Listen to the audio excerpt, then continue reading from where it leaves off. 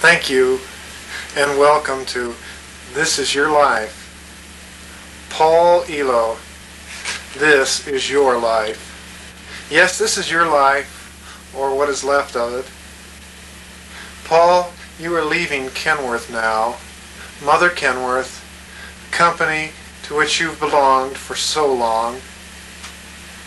And as you leave, it behooves us all to pay tribute to your meteoric rise through the ranks.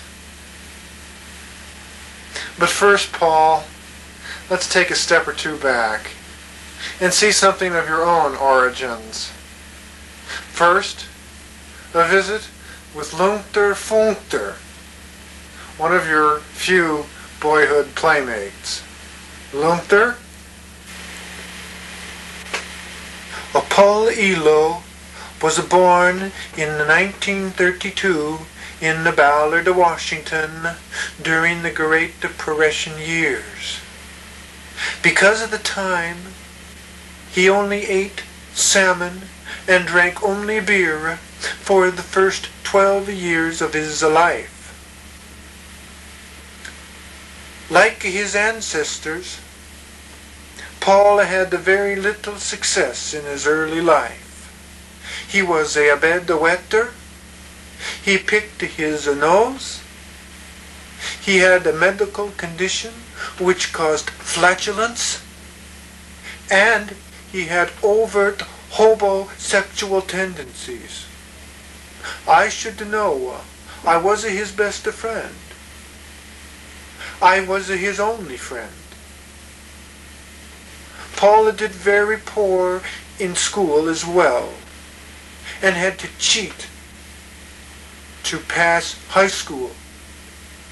I helped him as much as I could, but graduate he did at the age of 25. From that time on, I never heard from him again. I've always considered Paul an ungrateful son. Paul, after that trying time, trying to graduate, trying to meet girls, trying to keep your bed dry, you took your first job and went to work as a laborer building sewer systems. Yes, building sewer systems. You fit right in this occupation. Paul, do you remember this person? Hey, Paul. This is your buddy Elmer. Do you remember me? I sure remember you. We worked in the sewers together. Don't you remember? You had the biggest hands, but the smallest. Well, anyway, I sure remember you, Paul. Paul and I worked in sewer construction in Seattle after the war. There was sure a lot of massive home building going on, and it really kept us busy. Paul was such a good worker and a big help. I'd be down so deep digging those holes, and it was dark down there. But Paul was always there to comfort me. He was sure a good friend. Without Paul, those sewers, they would have been the real shits. Golly, Paul, you were a friend's friend.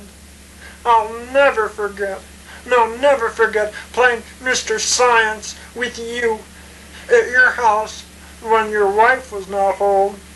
That was sure fun. I'll never forget you, Paul. Now to Kenworth Truck Company. Paul, you joined Kenworth in the spring of 1951 after 14 years on that sewer construction team. Always desiring to better yourself at the expense of others, you went to work in the engineering department. Throughout the 50s and 60s, rapid development took place, and Paul, you finally landed a job in the marketing department in the middle 70s. How could an engineer have ever gotten a job in the marketing department? Well, as you know, Paul, it wasn't through hard work dedication or product knowledge. Here is Cal Green, a former member of the marketing department, with his comments on the reasons for your success. I tell you what I thought of that white-ass honky Paul Elo. I hated his guts. That guy would come in every morning and say, I never had a better day. Shit, never had a better day. I wanted to puke my guts. Hell, I never had a good day in that hole. Elo would butter up to Gross. He'd butter up to Rowe. He'd butter up to Worcester. My God, he'd even butter up to Peter King. Shit. I hated them all. I hated Paul Elo. The only one I ever liked was Jim Bennett. Thank you, Cal. Well, Paul, by now, people have begun to wonder why your life has been so anticlimactic.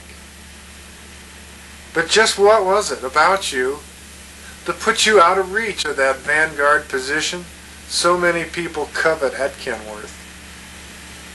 Let me add now to the comments of your past acquaintances those of some of your current associates. I liked Paul because he was so much like me. Neither of us had friends, nobody liked us, and we weren't paid enough. Besides, I just felt I had to like somebody in marketing, right? I mean, that's where it all happens, right? And I liked him only because he was friends with Larry Orr. I hate engineers, but I needed Paul. Everyone needs a fall guy. And after that many years in the department, I figured he knew something about trucks. By the way, what is a truck? I hate to make people mad, and I want people to like me. So it's hard for me to really have an opinion on any subject. But Paul, I think I've enjoyed working with you, if everyone else feels that way. Anyway, I wish you luck in your next assignment. Listen, I'm such a weirdo. Anything I ever could possibly say is meaningless. But given that caveat, Paul, I think you're swell. Alpa with raisin sauce. That was still my pièce de résistance. Just think of where I might be in this company if I hadn't done that. That just about does it. That is your life. From a low-life start to a low-life finish. You've had few friends, and those who were friends were low-lifes too, Paul. Your education and brain power were inadequate, and coupled with those years of inhaling sewer gases, have caused considerable loss of innovative capacity on your part. On the other hand, Paul, it's just those traits which have manifested themselves so often in such a negative way so far. It is those traits that should allow you a superlative opportunity in your corporate life in the future. Paul, good luck, and we all wish you well. Thank you very much, and good night. That was another version of This Is Your Life. I hope you enjoyed your show tonight, and we look forward to bringing you another version of This Is Your Life at Kenworth sometime in the near future. Good night.